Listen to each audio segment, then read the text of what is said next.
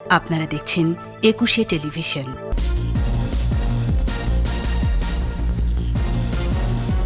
নরেন্দ্র মোদীর সফর সম্পর্কের নতুন মাইল ফলক, প্রত্যাশা প্রাপ্তির হিসাব নিকাশে জয় হবে সৌহার্দ্যের।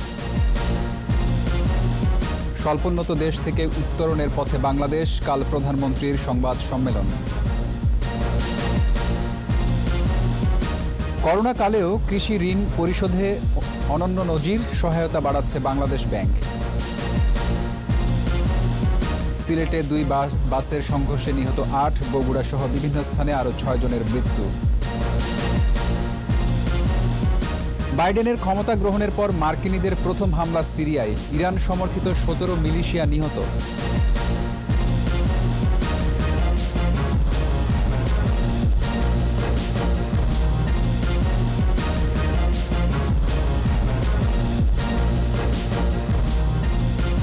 শুনছিলেন ফার্স্ট সিকিউরিটি ইসলামী ব্যাংক লিমিটেড সংবাদ শিরোনাম। আমন্ত্রণ রাত 11টার একুশে সংবাদের সাথে আছি রক্তিম ত্রিপুরা। আমাদের এই সংবাদ একই সাথে আপনারা সরাসরি দেখতে পাবেন আমাদের ফেসবুক পেজেও। আমাদের Facebook page www.facebook.com/2124 online. Mega spider ceiling fan, mega বাতাসে শান্তির পরশ। বাংলাদেশের স্বাধীনতার সুবর্ণ জয়ন্তীতে ভারতের প্রধানমন্ত্রী নরেন্দ্র মোদীর ঢাকা সফর হবে সম্পর্কের গুরুত্বপূর্ণ মাইল ফলক, এমন মত সিনিয়র সাংবাদিক ও রাজনীতি বিশ্লেষক আবেদ খানের। বললেন, দুটো স্বাধীন প্রতিবেশী দেশের মধ্যে অমীমাংসিত অনেক বিষয় থাকতে পারে, শেষ পর্যন্ত জয় হবে সৌহার্দ্য ও বন্ধুত্বের। নরেন্দ্র মোদীর সফরে এর স্বাক্ষর থাকবে বলে উল্লেখ করেন প্রবীণ সাংবাদিক আবেদ খান। রিপোর্টে আরও জানাচ্ছেন মোহাম্মদ নুরুন নবী। বাংলাদেশ এবং ভারত কেবল প্রতিবেশী নয়, এক অভিন্ন ইতিহাসের অংশ। দুদেশের মৈত্রী বন্ধনও রচিত হয়েছে এক রক্তক্ষয়ী ঘটনার মধ্য দিয়ে। বন্ধুত্বের মধ্যে আছে কিছু অমীমাংসিত বিষয়, সমুদ্র সীমা, ছিটমহল, সীমানা নির্ধারণ সহ অনেক অমীমাংসিত বিষয়ে সুরাহা হয়েছে। আলোচনা পর্যায়ে আছে কিছু বিষয়। भारत बांग्लादेश साझेदारी का आधार है कि हमारी मित्रता से हर नागरिक का विकास सुनिश्चित हो। সম্পর্কের এমন প্রেক্ষাপটে ভারতের প্রধানমন্ত্রী নরেন্দ্র মোদী আসছেন বাংলাদেশের স্বাধীনতার সুবর্ণ জয়ন্তীর অনুষ্ঠানে। তার এই সফরকে দ্বিপাক্ষিক সম্পর্কের নতুন মাইলফলক হিসেবে উল্লেখ করলেন সিনিয়র সাংবাদিক ও রাজনীতির বিশ্লেষক আবেদ খান। জননেত্রী শেখ হাসিনা সোনার বাংলা গড়ে তোলার যে বঙ্গবন্ধুর স্বপ্ন আপ্রাণ চেষ্টা করছেন, এটা একটা বিশেষ মাইল ফলক বলবো, যে ভারতের প্রধানমন্ত্রী অত্যন্ত আন্তরিকতার সঙ্গে তিনি এখানে আসছেন। বাংলাদেশের বিভিন্ন সংগ্রামের মধ্যে ভারতের যে সম্পর্ক, সেই সম্পর্ককে আরও স্পষ্ট করার জন্যে। প্রত্যাশা প্রাপ্তির হিসাব নিকাশ আছে দুই প্রতিবেশীর মধ্যে। এই হিসাব নিকাশে শেষ পর্যন্ত জয় হবে সৌহার্দ্যের, জয় হবে বন্ধুত্বের, জানালেন আবেদ খান। আমি সবাইকে বিভিন্ন সময় কিন্তু পরিত্যাগ করতে পারি, কিন্তু প্রতিবেশীর অবস্থানকে তো পরিত্যাগ করতে পারবো না, সেটাকে পরিবর্তন করতে পারবো না। সেইটার পরিপ্রেক্ষিতে কিন্তু এই আগামী যে ভারতীয় প্রধানমন্ত্রীর বাংলাদেশে আগমন, এইটার পরিপ্রেক্ষিতে অত্যন্ত গুরুত্বপূর্ণ। অমীমাংসিত যে জিনিসগুলো রয়েছে সেটা কিন্তু আমাদের পারস্পরিক সমঝোতার ভেতর দিয়ে কিন্তু এটা সুন্দর করা সম্ভব এবং সমাধান করা সম্ভব, এবং সেই পথে আমরা অগ্রসর হচ্ছি। বিশ্ব রাজনীতি এবং অর্থনৈতিক কূটনীতি এখন এমন এক স্তরে পৌঁছেছে যেখানে বিরোধিতার ধারণা আর নেই।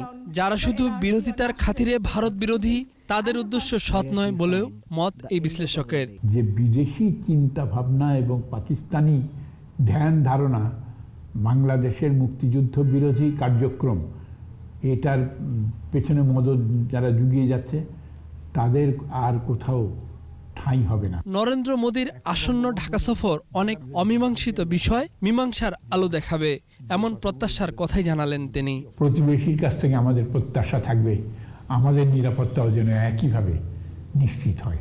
মোহাম্মদ নুরুন নবী, একুশে টেলিভিশন, ঢাকা।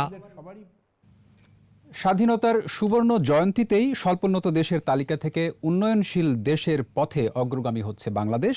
আজ রাতেই পেতে যাচ্ছে জাতিসংঘের চূড়ান্ত সুপারিশ। আর এই বার্তা জানাতেই শনিবার সংবাদ সম্মেলন করবেন প্রধানমন্ত্রী শেখ হাসিনা। 2018 সালেই উন্নয়নশীল দেশে উত্তরণে জাতিসংঘের কমিটি ফর ডেভেলপমেন্ট পলিসি সিডিপির সব শর্ত পূরণ করে বাংলাদেশ। অপেক্ষা ছিল সংস্থাটির পরপর দুটি ত্রিবার্ষিক পর্যালোচনায় উত্তরণের মানদণ্ড ধরে রাখা, যা এরই মধ্যে পূরণ করেছে বাংলাদেশ। মাথাপিছু আয়, মানব সম্পদ ও অর্থনৈতিক ভঙ্গুরতা 3 সূচকেই এগিয়ে বাংলাদেশ। নিউ ইয়র্কে বৈঠক শেষে সুপারিশ পাওয়ার চূড়ান্ত সিদ্ধান্তের ঘোষণা আসতে পারে, যদিও আনুষ্ঠানিক উত্তরণ ঘটবে আরও 5 বছর পর। দেশ ও জাতির কাছে এই খবর পৌঁছে দিতেই শনিবার বিকেল 4টায় ভার্চুয়াল সংবাদ সম্মেলন করবেন প্রধানমন্ত্রী শেখ হাসিনা। করোনা মহামারীতেও ঋণ পরিশোধে অনন্য নজির স্থাপন করলেন দেশের কৃষকরা। অর্থ বছরের প্রথম 7 মাসে আগের বছরের একই সময়ের তুলনায় বেশি ঋণ পরিশোধ করেছেন তারা। বিষয়টিকে ইতিবাচক হিসেবে দেখছেন অর্থনীতিবিদরা। আর কৃষি খাতে উৎপাদন বাড়াতে ঋণ সহায়তা ক্রমান্বয়ে বাড়ানো হচ্ছে বলে জানিয়েছে বাংলাদেশ ব্যাংক। তৌহিদুর রহমানের রিপোর্ট। করোনার প্রভাব মোকাবেলায় ছোট বড় সব খাতের জন্য 1,21,000 কোটি টাকার বেশ কটি আর্থিক প্রণোদনা প্যাকেজ দিয়েছে সরকার। বাদ যায়নি কৃষি খাত। ছাড় দেওয়া হয়েছে সব ধরনের ঋণ পরিশোধের ক্ষেত্রেও। কিস্তি দিতে ব্যর্থ হলে কোনো গ্রহীতা খেলাপি হবেন না, বছর জুড়ে এমন নির্দেশনা জারি রেখেছিল কেন্দ্রীয় ব্যাংক। তবে বড় ঋণ গ্রহীতারা কম বেশি এর সুযোগ নিলেও কৃষকরা নিয়মিতই ঋণ পরিশোধ করেছেন, যাকে ইতিবাচক দৃষ্টান্ত হিসেবে দেখছেন অর্থনীতিবিদরা। কৃষকরাই জাতীয় বীর। কৃষকরা আমাদেরকে বাঁচিয়ে রেখেছে, উৎপাদন 4 গুণ বাড়িয়েছে।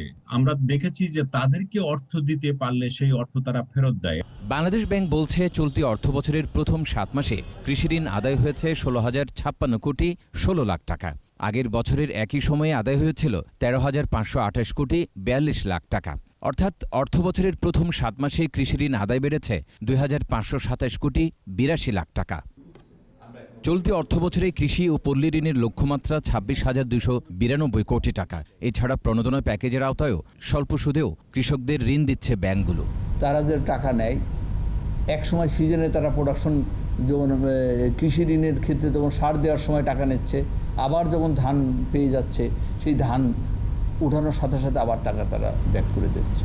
এদিকে কৃষি খাতে উৎপাদন বাড়াতে ব্যাংক ঋণ আরও সহজলভ্য করার পরামর্শ এই অর্থনীতিবিদদের। জোর দেন ঋণ বিতরণের লক্ষ্যমাত্রা অর্জনে। সুতরাং এটাকে আপনাকে বাস্তবায়ন করতে হবে, অর্থাৎ কৃষকরা 6 মাস পর পর হয়তো ফসল উৎপাদন করে সে টাকাটা দিতে পারবে। এই নিয়মগুলোকে সহজ করে ফেলে কৃষককে সহযোগিতা করা। বর্তমানে ব্যাংক খাতে কৃষি ঋণের স্থিতি প্রায় 44,321 কোটি টাকা। বাংলাদেশ ব্যাংক যথেষ্ট একটা ভূমিকা রাখছে। তৌহিদুর রহমান, 21 টেলিভিশন, ঢাকা। সিলেটে 2 বাসের সংঘর্ষে 8 জন নিহত হয়েছে, আহত হয়েছে আরও 20 জন। তাদের সিলেট ওসমানী মেডিকেল কলেজ হাসপাতালে ভর্তি করা হয়েছে। অন্যদিকে বগুড়ায় ট্রাক ও সিএনজি চালিত অটোরিকশার সংঘর্ষে মারা গেছে 4 জন। তারা সবাই অটোর যাত্রী ছিলেন। এছাড়া চুয়াডাঙ্গা ও বরিশালে পৃথক সড়ক দুর্ঘটনায় 2 জনের মৃত্যু হয়েছে। প্রতিনিধিদের সহায়তায় মাসুম আলিসার রিপোর্ট। সকাল 6:30টার দিকে সিলেটের দক্ষিণ সুরমার ওসমানীনগরের রশিদপুরে এই দুর্ঘটনা ঘটে। পুলিশ জানায়, ঢাকা থেকে সিলেটগামী লন্ডন এক্সপ্রেস পরিবহনের একটি বাসের সঙ্গে সিলেট থেকে ঢাকাগামী এনা পরিবহনের অপর একটি বাসের সংঘর্ষ হয়। এতে ঘটনাস্থলেই 4 জন নিহত হয় এবং হাসপাতালে নেয়ার পথে 3 জন এবং চিকিৎসাধীন অবস্থায় এক শিশু মারা যায়। সকালে একটু ঘন কুয়াশা ছিল, হয়তো এই কুয়াশার কারণেও হতে পারে হয়তো ড্রাইভারের একটু ঘুম কোনো চোখে আসছিল, যার জন্য সামনে সংঘর্ষ ঘটে। সামনাসামনি সংঘর্ষে এখানে 4 জনের স্পট ডেড দেখতে পাচ্ছেন। নিহতদের মধ্যে 2 বাসের চালক এবং এনা পরিবহনের চালকের সহকারীও রয়েছেন। এছাড়া সিলেট উইমেন মেডিকেল কলেজ হাসপাতালের প্রভাষক ইমরান খান এই দুর্ঘটনায় মারা যান। খবর পেয়ে ফায়ার সার্ভিস ও পুলিশ হতাহতদের উদ্ধার করে। 2 গাড়ির এই 2 ড্রাইভার সিটেই আটকা ছিল, এদেরকে সিট থেকে বের করে আর 2টা ডেড বডি মাঝখানে ছিল সিটের মধ্যে আটকা। মোট 4টা ডেড বডি স্পটে রাখি। গুলচক্কর হলে আসলে মনে হয় আমার ধারণা যে এই দুর্ঘটনা আমরা দেখতে হতো না। এদিকে বগুড়ার শাহজাহানপুরে যাত্রীবাহী বাস এবং সিএনজি অটোরিকশার সংঘর্ষে 4 জন নিহত হন। ভোর 6টার দিকে ঢাকা বগুড়া মহাসড়কের মাঝিরা বাস স্ট্যান্ডে এই দুর্ঘটনা ঘটে। গাড়ির মধ্যে আরো 3 জন ছিল, ওনারাও জায়গায় ডেট ছিল, একজন শুধু জীবিত ছিল, উনি তো সিএমএসে গিয়ে মারা গেছে। পুলিশ জানায় শাওন পরিবহনের একটি বাস নিয়ন্ত্রণ হারালে অটোরিকশাটির সাথে সংঘর্ষ ঘটে। ফায়ার সার্ভিসের কর্মীরা আহতদের উদ্ধার করে বগুড়ার শহীদ জিয়াউর রহমান মেডিকেল কলেজ হাসপাতালে নিয়ে এলে কর্তব্যরত চিকিৎসক 4 জনকে মৃত ঘোষণা করে। একটা সিএনজিকে শাওন পরিবহন নামে একটা পরিবহন পিছন থেকে ধাক্কা দিচ্ছে এবং এই সিএনজিটা একেবারে বাসের ভিতরে ঢুকে পড়ছে। সেখানে 4 জন গুরুতর আহত এবং তাদেরকে উদ্ধার করতে তারা মারা যায়। দুর্ঘটনার পর ঘণ্টাখানেক এই মহাসড়কে যান চলাচল বন্ধ থাকে। মাসুম আলিসা, একুশে টেলিভিশন। সিরিয়ায় মার্কিন হামলা প্রসঙ্গ, ক্ষমতা গ্রহণের পর প্রথম বিমান হামলা অনুমোদন করলেন মার্কিন প্রেসিডেন্ট জো বাইডেন। এর পরপরই সিরিয়ায় ইরান সমর্থিত মিলিশিয়া গোষ্ঠীর স্থাপনা লক্ষ্য করে হামলা চালানো হয়, এতে নিহত হয় 17 জন। পেন্টাগন বলছে ইরাকে মার্কিন ঘাঁটি ও মিত্রদের উপর হামলার জবাব দিতেই এই সিদ্ধান্ত। যদিও বিশ্লেষকরা বলছেন মধ্যপ্রাচ্যে আধিপত্য ধরে রাখার রাজনীতিতে ইরানের হস্তক্ষেপ কোনোভাবেই মানবে না যুক্তরাষ্ট্র, এ বার্তা দিতেই বাইডেনের এই হামলা বা এই নির্দেশ। রিপোর্ট দুলি মল্লিকের। সিরিয়ার পূর্বাঞ্চলে ইরান সমর্থিত বাহিনীকে লক্ষ্য করে মার্কিন বিমান হামলা গুড়িয়ে দেওয়া হয় কাতিফ হিজবুল্লাহ ও কাতিফ সাইদ আল সুয়াদা বাহিনীর বিভিন্ন স্থাপনা। ধ্বংস হয় গোলাবারুদ ভর্তি 3টি লরিও। হামলায় নিহত হয়েছে কমপক্ষে 17 জন। সিরিয়ায় হামলার এই চিত্র খুব স্বাভাবিক হলেও এবারের প্রেক্ষাপট ভিন্ন। বিশ্বের অন্যতম শক্তিধর দেশ যুক্তরাষ্ট্রে ক্ষমতা পালাবদলে নতুন প্রেসিডেন্ট ডেমোক্র্যাট জো বাইডেনের ক্ষমতা গ্রহণের পর এটি প্রথম হামলার নির্দেশ। মার্কিন প্রতিরক্ষা দপ্তর পেন্টাগন বলছে সম্প্রতি ইরাকি গ্রিন জোন সহ মার্কিন ঘাঁটিতে হামলার জবাব দিতে মিত্র দেশগুলোর সঙ্গে পরামর্শ করে এই সিদ্ধান্ত নেন বাইডেন। একই সঙ্গে মার্কিন নেতৃত্বাধীন জোটের সেনাদের রক্ষা সহ সিরিয়া ও ইরাকে চলমান উত্তেজনা নিরসনকে গুরুত্ব দিয়ে দেখছেন নতুন প্রেসিডেন্ট।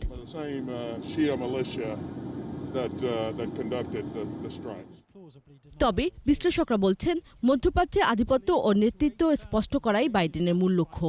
আর এক্ষেত্রে পরমাণু চুক্তিসহ নানা ইস্যুতে শত্রু দেশ ইরানকে ছাড় দিতেও রাজি নয় যুক্তরাষ্ট্র। আলোচনার পথ খোলা রাখলেও শক্তি জানান দিতেই যুদ্ধের ময়দান বেছে নিয়েছেন Biden. President Biden and the Pentagon are sending directly to Iran. Even though President Biden wants to negotiate with Iran, he is sending a message that that negotiation does not mean that it is open season for U.S. personnel in the Middle East.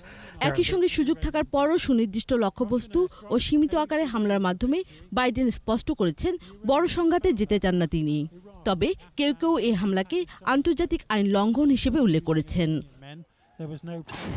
যুক্তরাষ্ট্রের এই ইঙ্গিতপূর্ণ করা বার্তার বিপরীতে এখনো কোনো প্রতিক্রিয়া জানায়নি Iran. দুলি মল্লিক, একুশে টেলিভিশন। নিচ্ছি প্রিমিয়ার ব্যাংক লিমিটেড সংবাদ বিরতি। নো মাস্ক নো সার্ভিস বিধি মেনে চলুন, সুস্থ থাকুন। ফিরে এসে অন্যান্য খবরের সঙ্গে আরও থাকছে। কারাগারে লেখক মুশতাকের মৃত্যুর ঘটনা খতিয়ে দেখা হচ্ছে, জানালেন স্বরাষ্ট্রমন্ত্রী। একুশে টেলিভিশনে সংবাদ প্রচারের পর বন্ধ হয়েছে গ্যাস লাইনে পানি, দুর্ভোগ কাটেনি রাজধানীর যাত্রাবাড়িবাসীর। আবারও আমন্ত্রণ রাত 11টার একুশে সংবাদে। গাজীপুরের কাশিমপুর কারাগারে লেখক মুশতাক আহমেদের মৃত্যুর ঘটনা খতিয়ে দেখা হচ্ছে বলে জানিয়েছেন স্বরাষ্ট্রমন্ত্রী আসাদুজ্জামান খান কামাল। আর আল জাজিরায় ভিত্তিহীন সংবাদ প্রচারের সাথে কারা জড়িত তাও খতিয়ে দেখা হচ্ছে বলে জানান মন্ত্রী। সকালে চট্টগ্রামে স্বরাষ্ট্রমন্ত্রী সাংবাদিকদের সঙ্গে এসব কথা জানান। ইফরাজ নূরের ক্যামেরায় চট্টগ্রাম থেকে জানাচ্ছেন হাসান ফেরদৌস। সকালে পুলিশ সুপার কার্যালয়ের নতুন ভবন উদ্বোধন করেন স্বরাষ্ট্রমন্ত্রী আসাদুজ্জামান খান কামাল। এ সময় সাংবাদিকদের প্রশ্নের জবাবে স্বরাষ্ট্রমন্ত্রী জানান, কাশিমপুর কারাগারে লেখক মুশতাক আহমেদের মৃত্যুর বিষয়টি খতিয়ে দেখা হবে, প্রয়োজনে তদন্ত কমিটি গঠন করা হবে বলেও জানান তিনি। পোস্টমর্টমের পরে আমরা সঠিকভাবে বলতে পারবো যে কেন এই মৃত্যুটা হয়েছে এবং এটা আমরা ইনকোয়ারি কমিটি যেটা বললেন সেগুলো আমাদের প্রয়োজন বোধে আমরা করব। আল জাজিরায় কী উদ্দেশ্যে ভিত্তিহীন সংবাদ প্রচার করা হয়েছে এবং কারা এর পেছনে রয়েছে তা খতিয়ে দেখা হচ্ছে বলেও জানান স্বরাষ্ট্রমন্ত্রী। আমরা খতিয়ে দেখব কেন এই মিথ্যা নিউজ, কেন এই বানোয়াট নিউজ আপনারা এই প্রচার করবে, সেইগুলোর উদ্দেশ্যটা কি, সেগুলো আমরা সবই দেখছি। সন্ত্রাস জঙ্গি দমন সহ যে কোনো পরিস্থিতি মোকাবেলায় বাংলাদেশ পুলিশ সক্ষম বলেও জানান স্বরাষ্ট্রমন্ত্রী। জঙ্গি দমন বলুন, সন্ত্রাস দমন বলুন, বনদস্যু সারেন্ডার বলুন, চরমপন্থী সারেন্ডার বলুন, সবই পুলিশের ভূমিকা একদম উজ্জ্বল ভূমিকা রেখেছে বলেই আজকে আমরা সেই জায়গাটাতে যেতে পেরেছি। অনুষ্ঠানে উপস্থিত ছিলেন মেয়র, শিক্ষা উপমন্ত্রী, সংসদ সদস্য, চট্টগ্রামের ডিআইজি, পুলিশ কমিশনার সহ ঊর্ধ্বতন কর্মকর্তারা। হাসান ফেরদৌস, একুশে টেলিভিশন, চট্টগ্রাম। বিজিবিতে যেন আর বিদ্রোহের ঘটনা না ঘটে সে বিষয়ে সরকার ও বাহিনী সতর্ক আছে বলে জানালেন জননিরাপত্তা সচিব। আর বিজিবি মহাপরিচালক বললেন, বাহিনী আগের চেয়ে উচ্চ মনোবল সম্পন্ন ও সুশৃঙ্খল। বাদ জুম্মা 2009 সালে পিলখানা হত্যাকাণ্ডে নিহত শহীদদের আত্মার মাগফিরাতে দোয়া মাহফিল হয়। পিলখানায় বিজিবি জামে মসজিদ, ঢাকা সেক্টর মসজিদ এবং বর্ডার গার্ড হাসপাতাল মসজিদে এই দোয়ার আয়োজন করা হয়। পরে স্বরাষ্ট্র মন্ত্রণালয়ের জননিরাপত্তা বিভাগের সচিব মোস্তফা কামাল উদ্দিন বলেন, আর কখনো এই প্রশিক্ষিত বাহিনীতে বিদ্রোহের ঘটনা না ঘটতে পারে সেজন্য সরকার ও বিজিবি সতর্ক আছে। এ সময় বিজিবি মহাপরিচালক বলেন, সরকার সর্বোচ্চ আন্তরিকতা দিয়ে বাহিনীর সদস্যদের জন্য বেতন ভাতাসহ সুযোগ সুবিধা বাড়িয়েছে। আজকে একটি ত্রিমাত্রিক বাহিনীতে পরিণত হয়েছে এবং তাদের আমার মনে হয় ভবিষ্যতে এই দেশকে রক্ষা করার জন্য, এই দেশের সীমান্তকে রক্ষা করার জন্য তারা আরও মনোবল নিয়ে, আরও দেশপ্রেম উদ্বুদ্ধ হয়ে তারা তাদের ভবিষ্যৎ দায়িত্ব পালন করে যাবেন। বর্ডার গার্ড বাংলাদেশ অতীতের যে কোনো সময়ের চেয়ে এখন অনেক উঁচু মনোবলের, অনেক সুশৃঙ্খল এবং সুযোগ সুবিধা দিয়েও আমাদের অফিসার, জুনিয়র অফিসার এবং সৈনিকদেরও সুযোগ সুবিধাতে অনেকাংশে বৃদ্ধি হয়েছে, বেতন বৃদ্ধি হয়েছে, পদোন্নতি হয়েছে। এইসবগুলো নিয়ে আমরা এখন অতীতের যে কোনো সময় চেয়ে ভালো আছি। ৩৩তম প্রতিষ্ঠা বার্ষিকীতে জাতির পিতা বঙ্গবন্ধু শেখ মুজিবুর রহমানের সমাধিতে শ্রদ্ধা জানিয়েছে শেখ রাসেল জাতীয় শিশু কিশোর পরিষদ। বিকেলে সংগঠনের মহাসচিব মাহমুদুজ্জামান চৌধুরী এমপির নেতৃত্বে পুষ্পমাল্য অর্পণ করেন সংগঠনের নেতারা। সে সময় বঙ্গবন্ধু ও 15 আগস্টের শহীদদের রুহের মাগফিরাত কামনা করে ফাতেহা পাঠ ও বিশেষ মোনাজাত করা হয়। এ সময় অন্যান্যের মধ্যে সংগঠনের সাংগঠনিক সচিব KM শহীদুল্লাহ, জেলা শাখার সভাপতি শিকদার সুমন এবং সাধারণ সম্পাদক শিমুল হাসান উপস্থিত ছিলেন। এছাড়া পৃথকভাবে গোপালগঞ্জ, খুলনা ও নড়াইল জেলা কমিটির পক্ষ থেকেও শ্রদ্ধা জানানো হয়। পরে উপজেলা পরিষদ মাঠে আলোচনা সভা এবং মেধাবী শিক্ষার্থীদের মাঝে শিক্ষা উপকরণ ও ক্রীড়া সামগ্রী বিতরণ করা হয়।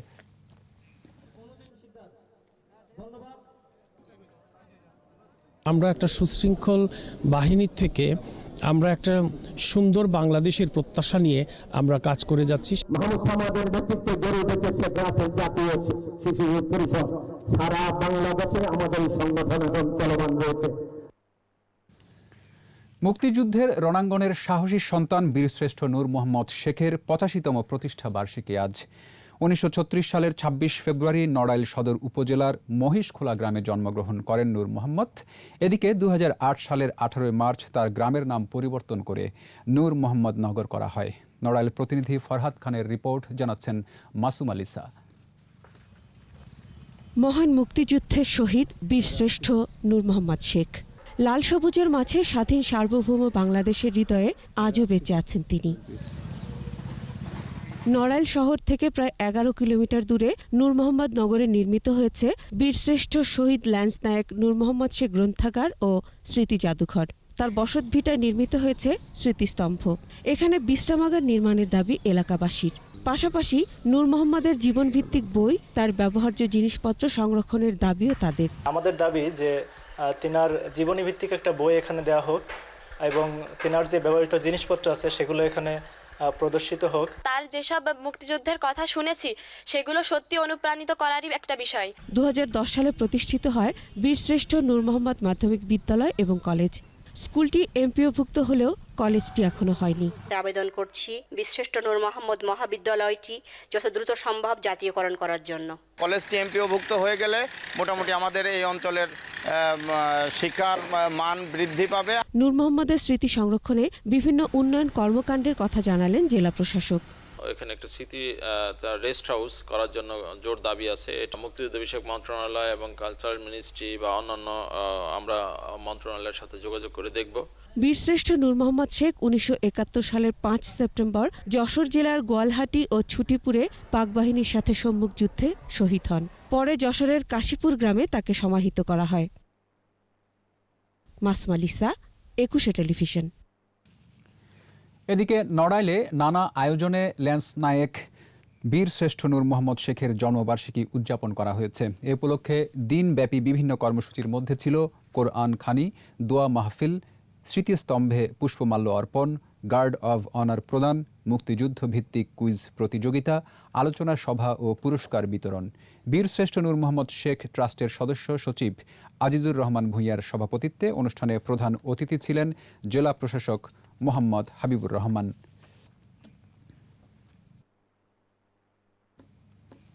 এবার করোনা পরিস্থিতির খবর। 24 ঘন্টায় করোনায় আক্রান্ত হয়ে 11 জনের মৃত্যু হয়েছে। মৃতের সংখ্যা বেড়ে 8,395। করোনায় মৃত্যুহার 1.54%। স্বাস্থ্য অধিদপ্তরের তথ্য অনুযায়ী 357তম দিনে দেশে 15,032 জনের নমুনা পরীক্ষায় শনাক্তের সংখ্যা 470। মোট শনাক্ত 5,45,424।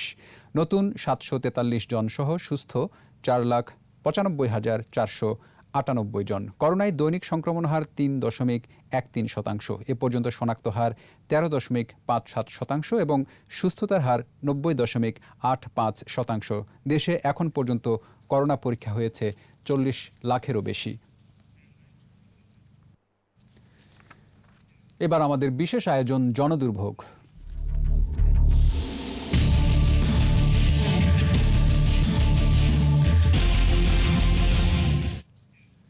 গ্যাসের লাইনে আগে ছিল পানি। চুলা জ্বাললে পানিতে ভেসে যেত ঘর। যন্ত্রণা থেকে রেহাই পেতে বাসাবাড়িতে স্থাপন হয়েছিল আউটলাইন। এমন অবস্থায় একুশে টেলিভিশনে খবর প্রচারের পর গ্যাস লাইনে পানি আসা বন্ধ হলেও ভোগান্তি থেকে রেহাই মেলেনি। তপু শাহিন মিয়ার ক্যামেরায় আরও জানাচ্ছেন অখিল পোদ্দার। তিতাসের গ্যাস লাইনে পানি সংকট নিরসনে দক্ষিণ যাত্রাবাড়ির ফ্ল্যাট মালিক আর ভাড়াটিয়াদের নয়া প্রযুক্তি। স্থানীয়দের পরিভাষায় নামজার আউটলাইন। এই ধরনের কাজ খুব ঝুঁকিপূর্ণ। বিকল্প ব্যবস্থা হিসাবে আমরা আউটলাইন বের করে নিয়েছি। সম্ভাব্য আগুন থেকে রেহাই পেতে নিজ উদ্যোগে এমন নতুন প্রযুক্তি, বলছেন মহল্লাবাসী। সকাল 8টা-7টা বাজে গ্যাস চলে যায়। সাংবাদিক আসলো, আসার পরে পানিটা কমছে। এখন আমরা গরমের দিন আমরা গ্যাস পাচ্ছি না। এলাকাবাসীর পক্ষ থেকে একুশে টেলিভিশনকে অশেষ ধন্যবাদ। তারা গত 2 মাস আগে একটা রিপোর্ট করেছিল গ্যাস সংকট নিয়ে। গ্যাস আসতো না, পানি আসতো, পানিটা লিকেজটা সারছে, এখন পানি আসে না। বিদ্যুৎ লাইনের নিচে গ্যাসের আউটলাইন স্থাপনে ঝুঁকি বেড়েছে। একুশে টেলিভিশনে খবর প্রচারের পর তিতাসের পাইপে বন্ধ হয়েছে পানি প্রবাহ, কিন্তু কাঙ্ক্ষিত গ্যাস মেলেনি অনেক এলাকায়। গ্যাসের পাইপের ভিতরে এখন আর পানি পাওয়া যায় না। তিতাস কর্তৃপক্ষ টনক লড়লো, তারা খোঁড়াখুড়ি করে পানির গ্যাসের লাইন দিয়ে পানি বের হওয়ার যে সমস্যাটা সেটা দূর হলো এবং কিছুদিন গ্যাস ভালো আসলো। তিতাস বলছে সমস্যা নিরসনে আরও কিছুদিন সময় লাগবে। গ্রাহক জন্য গ্যাস পায় সেটাও আমরা নিশ্চিত করব। এলাকাবাসীর অভিযোগ, তিতাস বহুদিন ধরেই গ্যাস না দিয়ে বিল নিচ্ছে, আবার আগুনের ঝুঁকিও একেবারে বন্ধ হয়নি। সব মিলে উদ্বেগ আতঙ্কে দিন যাপন করছেন যাত্রাবাড়ি কুতুবখালীর মানুষ। গভর্নমেন্টের যে সমস্ত বিলিং সিস্টেম বলেন, ফ্যাসিলিটিসগুলি আমরা গভর্নমেন্টকে দিচ্ছি এবং আমরা নেওয়ার প্রত্যাশা রাখি। একুশে টেলিভিশন থেকে আসলো, রিপোর্টটা যখন করা হলো তখন আমরা এটাই উপকৃত হয়েছি যে ওনারা চেষ্টা করছে প্রবলেমটা কোথায়। আমরা কর্তৃপক্ষের কাছে যথাযথ দরখাস্ত করব, খুব তাড়াতাড়ি আমাদের এই এলাকার এই সমস্যাটার সমাধান করে। কিছুদিন আগেও যাত্রাবাড়ি কুতুবখালীর বিভিন্ন এলাকার পাইপলাইনে গ্যাসের বদলে মিলত পানি। একুশে টেলিভিশনে খবর প্রচারের পর পানি আসা বন্ধ হলেও পরিপূর্ণভাবে গ্যাস পাচ্ছেন না এলাকাবাসী। প্রিয় দর্শক, আপনার চারপাশে নানা সমস্যা আর ভোগান্তির চিত্র তুলে ধরবে একুশে টেলিভিশন। এসব তথ্য জানাতে ফোন করুন। একুশে টেলিভিশনে পৌঁছে যাব আমি অখিল পোদ্দার আর একুশে টেলিভিশনের ক্যামেরা। আপনাদের দুর্ভোগ দুর্দশায় সবসময় পাশে আছে একুশে টেলিভিশন। নিচ্ছি প্রিমিয়ার ব্যাংক লিমিটেড সংবাদ বিরতি। নো মাস্ক নো সার্ভিস বিধি মেনে চলুন, সুস্থ থাকুন। ফিরে এসে অন্যান্য খবরের সঙ্গে আরও থাকছে। বাড়তি দামে বিক্রি হচ্ছে চাল, ভোজ্য তেল ও চিনি। গ্রীষ্মের সবজিতে উত্তাপ। মিয়ানমারে বিক্ষোভ দমনে সেনা তৎপরতা বাড়ছে। মান্দালায় সংঘর্ষে আহত বেশ কয়েকজন। আমন্ত্রণ আবারও রাত 11:21 সংবাদে। আন্তর্জাতিক মাতৃভাষা দিবস উপলক্ষে United Federation of garments worker এর উদ্যোগে আলোচনা সভা অনুষ্ঠিত হয়েছে। রাজধানীর বঙ্গবন্ধু অ্যাভিনিউয়ে আওয়ামী লীগের কেন্দ্রীয় কার্যালয়ে আয়োজিত আলোচনায় প্রধান অতিথি ছিলেন সাবেক সাংসদ ও আওয়ামী লীগের কেন্দ্রীয় নির্বাহী কমিটির সাংগঠনিক সম্পাদক বি.এম. মোজাম্মেল হক। বিশেষ অতিথি ছিলেন জাতীয় শ্রমিক লীগের কেন্দ্রীয় নির্বাহী কমিটির সভাপতি Nur Kutub Alam Mannan. United Federation of Garments Workers সভাপতি কাউসার আহমেদের সভাপতিত্বে অনুষ্ঠানে প্রধান বক্তা ছিলেন জাতীয় শ্রমিক লীগের সাধারণ সম্পাদক কে.এম. আজম খসরু। ভোলা পৌর নির্বাচনে প্রচারণার শেষ দিনে 2 কাউন্সিলর প্রার্থীর সমর্থকদের সংঘর্ষে 15 জন আহত হয়েছে। এ সময় নির্বাচনী কার্যালয় ভাঙচুরের ঘটনা ঘটে। স্থানীয়রা জানায়, শহরের ওয়াস্টেন পাড়ায় নির্বাচনী প্রচারণা চলার সময় কাউন্সিলর প্রার্থী ওমর ফারুক ও আব্দুর রবের কর্মী সমর্থকদের মধ্যে উত্তেজনা দেখা দেয়।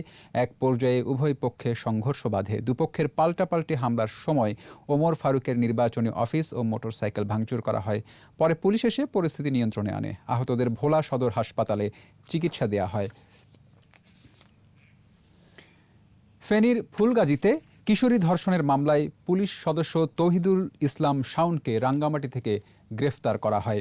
বাদীপক্ষের আইনজীবী জানান, পুলিশ সদস্য শাওন তার নানার বাড়ি ফুলগাজীতে এসে পরিচয়ের সূত্র ধরে গেল বছর 1 জুন 15 বছরের ওই কিশোরীকে ফেনী শহরের একটি বাসায় নিয়ে যায়। সেখানে জুসের সাথে নেশাজাতীয় দ্রব্য খাইয়ে কিশোরীকে অজ্ঞান করে বেশ কবার ধর্ষণ করে।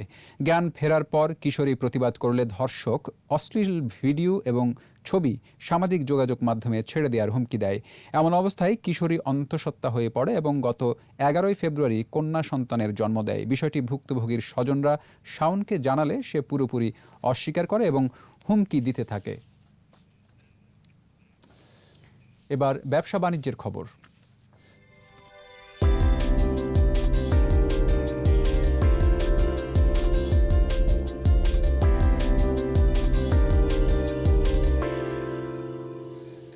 আগের বাড়তি দামেই বিক্রি হচ্ছে সব ধরনের চাল, ভোজ্য তেল এবং চিনি। বেড়েছে নদীর মাছের দর।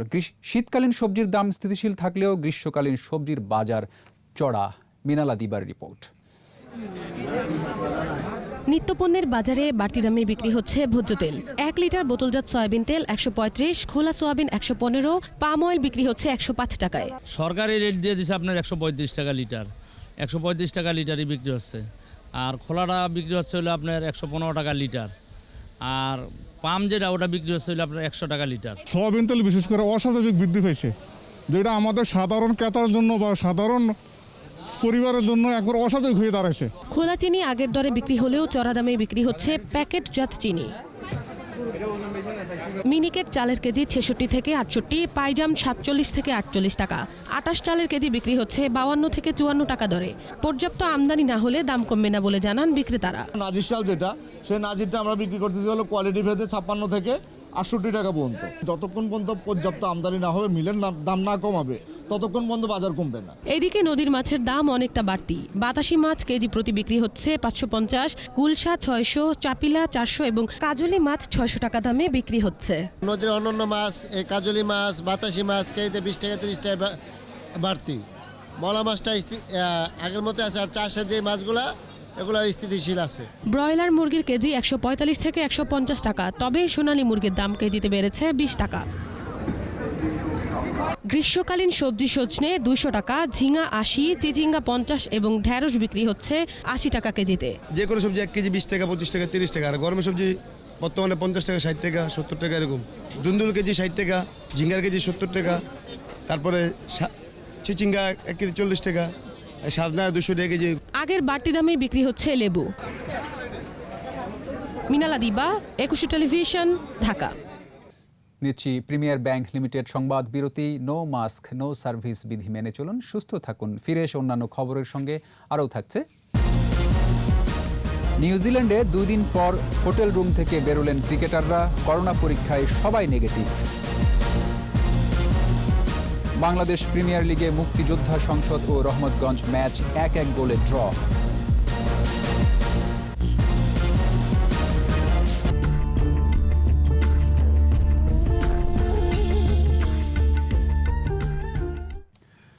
মুক্তিযুদ্ধের চেতনায় অসাম্প্রদায়িক দেশ গঠনে শিশু কিশোরদের উদ্বুদ্ধকরণের তাগাদা দিয়েছেন সংস্কৃতি প্রতিমন্ত্রী KM খালিদ। বিকেলে রাজধানীতে শিশু কিশোরদের সংগঠন পরিচয় এর ৩ বছর পূর্তি ও সেরা কিশোর তারকা 2020 প্রতিভা অন্বেষণের পুরস্কার বিতরণী অনুষ্ঠানে অংশ নেন প্রতিমন্ত্রী। এ সময় বলেন, করোনা দুর্যোগে গৃহবন্দী শিশুদের সংস্কৃতি চর্চায় উদ্বুদ্ধকরণের এমন উদ্যোগ প্রশংসনীয়।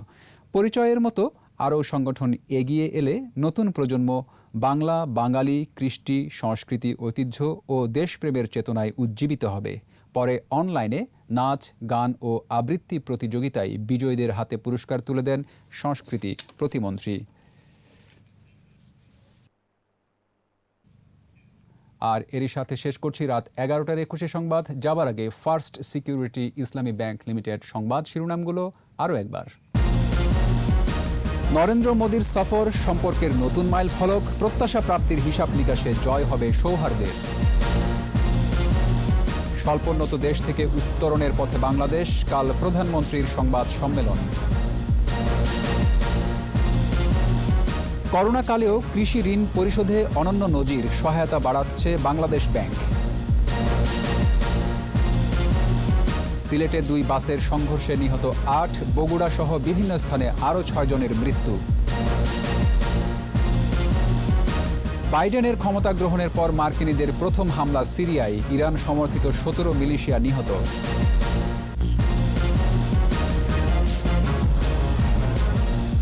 সর্বশেষ খবর জানতে ডায়াল করুন 2021 নম্বরে আর ভিজিট করুন ekushe-tv.com ওয়েবসাইটে। এছাড়া ফেসবুকে লগ ইন করতে পারেন facebook.com/ekushe24 অনলাইনে। আমাদের পরবর্তী সংবাদ রাত 1টায় দেখার আমন্ত্রণ রইল। ধন্যবাদ।